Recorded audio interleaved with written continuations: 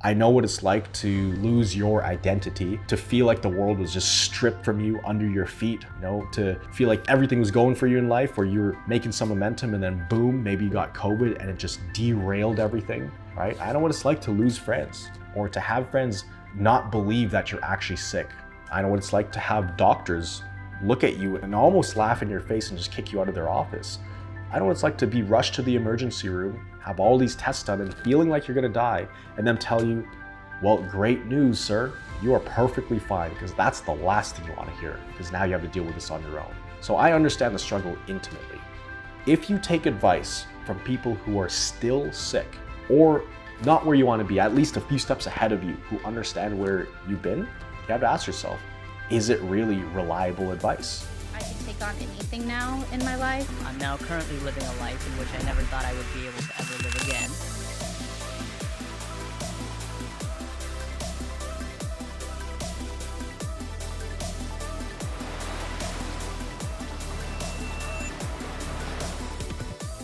How's it going, Thriver? In this video, I'm going to be talking about how to stop getting worse if you have CFS or long COVID or any hypersensitive nervous system issue. Now, this is a topic that I'm sure you probably clicked on this really fast because, of course, you want to learn how to stop getting worse. And I feel like anybody who's been through this knows what it's like to feel like you're getting worse and worse, or to feel like you take 2 steps forward and 3 steps back, or 1 step forward and 2 steps back, or you feel like you're just running in circles in the same place.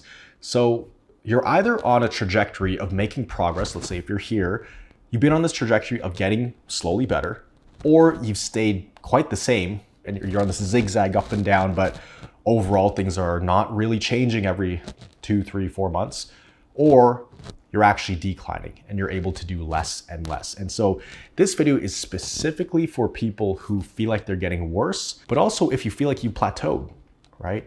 Basically, if you're not making progress, why is that happening, and what is causing you to get worse, and what do you need to stop doing? Okay, so a lot of times I teach people what to do, which really helps, but sometimes it actually clicks even more when we highlight the mistakes that people make and what to stay away from. Now, there are obviously so many things that you could avoid that would stop you from getting worse, but we're gonna keep it to 3 main things, and these 3 are the biggest things that I found to be useful in correcting, not only with my recovery, not only with the coaches in our program's recoveries, people who have been in the trenches of this and fully recovered and got their lives back, but also with hundreds of people within any of our programs and people who are making tons of progress. As soon as we got rid of some of these roadblocks, their progress went through the roof. And so number 1 is gonna be overthinking. And it sounds simple, it sounds obvious, but overthinking is probably the number 1 thing that causes people to stay stuck or continue to get worse. Why is that? Well, overthinking is actually causing you to spend more energy than sometimes physical activity. So a lot of people don't realize that there's physical stress, there's emotional stress, and there's cognitive stress. Okay, now these different stressors, we can also call them stimulus. Right? Stress isn't always a bad thing. Stimulus isn't always a bad thing. It's just input on your nervous system. Now, your nervous system, it doesn't know how to interpret different things. So if it's physical stress, let's say you're walking. If it's cognitive stress, you're reading pages and pages of a book. Or if it's emotional stress, you get an argument with a friend and then you're butting heads and you don't feel too good about it. That's all just stimulus on your nervous system. Now, overthinking, a lot of times, especially we'll see this with people who are in bed all day and resting as much as possible, and physically they're actually not doing that much, yet they feel like they're declining. And that's because the stress and stimulus isn't coming from a physical activity, it's actually cognitive and emotional. It's in those 2 different buckets. Okay, so overthinking, what does that look like? That looks like analyzing where you were yesterday, where you were last week. So overanalyzing, comparing yourself to where you were before, kind of beating yourself up, telling yourself, I shouldn't have done that, I should have done this instead, tracking the amount of activity you're doing. I remember I made this mistake before. I used to track how many times I refilled my water because that took energy, right? So I pour the pitcher into the cup. I could do that about 6 times a day. Before I started really hitting a wall, I was tracking how many times I was going to the washroom, just because I had to walk to the washroom. I was tracking how many minutes I sat up for, how many hours I was on my phone for. So over tracking things definitely does not help. That goes right under the bucket of overthinking. Essentially, it's not staying in the present moment. Because when you're overthinking, you're either thinking about something in the past. Let's say this is the present moment. You're here right now. Overthinking is when you're living outside of this moment because you're thinking about either the past or you're thinking about the future, right? You're thinking about what has already happened, or a lot of times for a lot of people, you're thinking about what might happen or what you think will happen, what you anticipate will happen, which builds up a lot of anxiety and things like that. So with overthinking, the key to not overthink is to really try to stay in the moment, as simple as that sounds. So I would imagine myself on this timeline. And when I started to overthink and started to feel these symptoms and I started to think, oh, what caused that symptom? Did I overdo it? Was it driving in the car too long? Was it standing up too long? Was it going to the washroom too many times? As soon as I started hearing those voices, I knew I wasn't staying in the moment and I was starting to kind of replay the past. And that doesn't matter because I don't have a time machine. So I had to catch myself and swat those thoughts away because you're going to get a lot of intrusive thoughts. The thing is, you don't have to engage with these thoughts. Think of these thoughts like bait that your fight or flight survival brain is dangling in front of you saying, hey, this is something to worry about. Hey, this is something to worry about. It's dangling that bait. And if you take that bait, it's got you hooked. And then you're going to start to spiral. And that's when you can add more stress to the nervous system and lengthen the adjustment periods, but also increase the intensity of the adjustment periods. So this small problem, this small flare-up of symptoms, or this mild flare-up of symptoms about this big, it can turn into something way bigger if you pour fuel on the fire with emotions and overthinking. So just understand that when your mind starts to snowball, it's because you're not staying in the present. Now, how do you stay in the present? Well, I did a lot of exercises where I would kind of ground myself. I'd look around the room, look what's happening. I'd keep things very simple. The opposite of overthinking is actually underthinking. So I had to put my caveman brain on. I had to kind of tell myself, all right, Miguel, it's caveman mode, okay? You're not gonna think much. All you do is eat, you sleep, and you sit down, breathe air, you talk to people. That's it. You don't need to worry about anything else. Let's lower the IQ to about 20, okay? Now, people who get this, they are naturally overthinkers. They're overanalyzers. They want to fix things. They want to be productive. So I had to completely get rid of that. I said, okay, I want to fix this problem. Well, the way to do it is just remind myself and believe this is actually just the nervous system. And the best way to deal with this flare-up is to keep it simple. So I would tell myself, it's just the nervous system. That's it. All right, it's just a nervous system. Why am I going to freak out if I know it's just the nervous system and I know that panicking and getting more anxious about it and questioning every little thing is only going to lengthen the amount of symptoms I feel, or it's going to lengthen the time that I feel the symptoms and also the intensity. So when you start to catch yourself overthink, you just kind of swat it away. You're going to say, oh yeah, my mind's rambling a little bit. It's going on a tangent. That's fine. Whatever. It's just a nervous system. And then bring it back to the present moment. So overthinking is number one. That's one of the main ones. Number two is shiny object syndrome. If you don't know what shiny object syndrome is, it's going about your day, going about your life, and your life may be confined to a bed or a couch or within your house, but you're looking for these new solutions and you never really stick to it. You're hopping from program to program, you're hopping from solution to solution, from supplement to a different supplement. One week you're convinced you have maybe MS. I know I was. And I remember for about a week, I was Googling my symptoms. Back when I didn't know that it's one of the worst things to do is Googling your symptoms. But I was fully convinced that I had MS for about a week.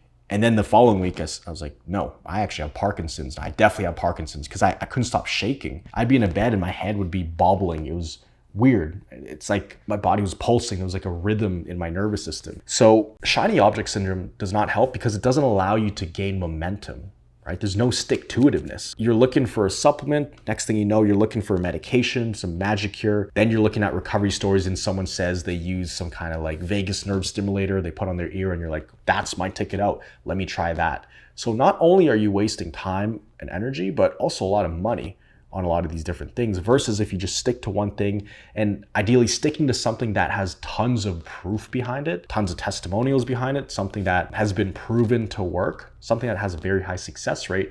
The most important thing is actually sticking to it and following it how it was intended to be followed. So there are a lot of things out there that could help you if you stick to it. And I'm not saying the program we have may be the perfect thing for you. There's so many other things that could help you, but you have to actually stick to it and follow through with it versus getting distracted with the shiny object syndrome. And trust me, I'm not judging here because I'm super guilty of that. Of course, we want to get better, so we're going to try every solution we can, but we have to understand that results may not happen right away, especially when it comes to neuroplasticity and brain retraining. Sometimes we see people go from bedridden to walking outside within 3 weeks and they're making tons of progress. Other times it takes a handful of months. It depends how your brain is wired, how much you're implementing the principles, also your situation. Are there other life stressors in the picture? So there's a lot of different factors. You can't really compare your story to someone else's. So if somebody else had this crazy upward trajectory in recovery and you say, well, I'm on day 9, how come I'm not experiencing that stuff when they experienced it on day 9? That's not the way to do it. So shiny object syndrome is definitely something you want to watch out for. When you find something and you decide you're going to give it a try, like a fair try, stick to it. Don't be bouncing around trying to implement different solutions because you're going to stay stuck in the cycle and you're never going to be able to gain momentum. And the last thing, and this ties into point number 2 of shiny object syndrome, it's taking the wrong advice. Now, when I say taking the wrong advice, it could be a website, it could be even a doctor, it could be somebody on a forum you saw who's trying to give out solutions. Only take advice from people who have gone through this themselves, at least at the level you're experiencing it at.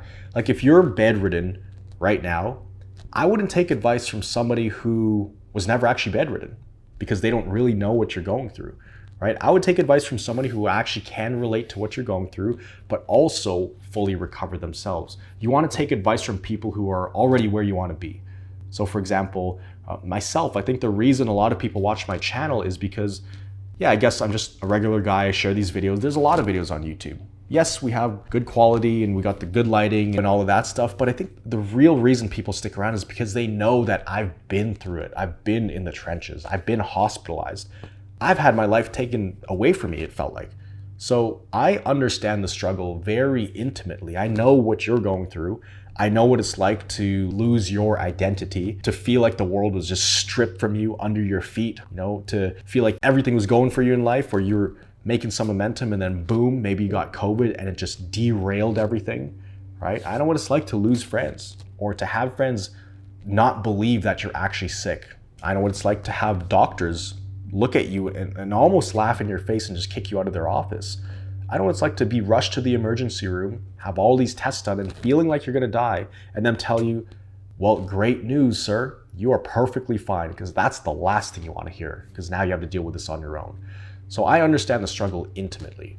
If you take advice from people who are still sick, or not where you wanna be, at least a few steps ahead of you, who understand where you've been, you have to ask yourself, is it really reliable advice? While on the other hand, the other option is to actually listen to people who have recovered, right? There's myself, I put out all this free content on YouTube. You just have to implement it. And if you need help, we can help you. There's also channels like Raylan Bagel. Shout out to Raylan. There's people like the Chronic Comeback Podcast. There's Heal with Liz. There's all these people who are kind of like beacons of hope in the community and people who understand what you're going through. So I would get advice from those people, not these people on forums or people in Facebook groups who are negative and don't actually believe you can recover. Listen to the people who are lifting you up, who are giving you actual golden nuggets, actionable advice, who are actually throwing you a lifeline. And just imagine you're in the trenches. There's all these people throwing ladders out there for you, ladders that have already been built and proven to be used for other people to climb out of the trenches. Whereas these other people, they're still building their ladder. They're still trying to get out of this themselves, right? And that's no knock on them, but if you want to get better faster and you want your life back, and if you want to climb a ladder out of the trenches that's already been built, not something that's being built, then you want to listen to people who have been through this and actually came out the other side. And here's the thing, if you do follow those people who aren't fully recovered yet, sure, they mean well, but it could be one of the reasons why you're getting worse is because it doesn't work. There's a reason they're still sick. And they may be wanting to offer good advice. And not only can the wrong advice slow down your recovery and cause you to hit a plateau, the wrong advice can actually move you in the other direction and cause you to get worse. And we don't want that. We want you to be on an upward trajectory, and it should actually look like this. What it is at first, it's slow, and then it increases, and then the progress takes off, goes through the roof, and then it kind of levels out at the top. So there's a law of diminishing returns, because as you accelerate back into life and reintegrating back into the world, obviously you see massive change in the beginning because life becomes so different, and then it starts to level out. There's not as much massive difference, just like the top athletes in the world. To get 0.01% better, they work with the best trainers in the world. So just something to think about. But if you're watching this video right now, there's a lot more potential for growth, because by the time you're at a place where you're recovered and you're not really needing this advice, you're watching these videos every now and then, almost just for entertainment. But most of this intrinsically, and maybe I might be sharing a few golden nuggets. But in a nutshell, these are the 3 things you want to avoid to stop getting worse. Let's do a recap. Number 1, it's overthinking. Number 2, it's shiny object syndrome. Don't get distracted. Stay focused on the mission. Stick to a path. And number 3 is taking the wrong advice. So I hope this video helps. Hope you got a lot of value out of this. If you did want some help moving in the right direction, if you've been stuck or you feel like you've been getting worse over time, then that's exactly what we specialize in. We come in and help you build a personalized plan, so that way you can get past those roadblocks and get past those plateaus and really turn the ship around. So if that's something you needed help with, then click the link down below, see what options we have, and we would love to help you get your life back and help you go from surviving to thriving. So always remember, you are a thriver, and you are just one mind shift away from living life with thriving health. I'll see you in the next video.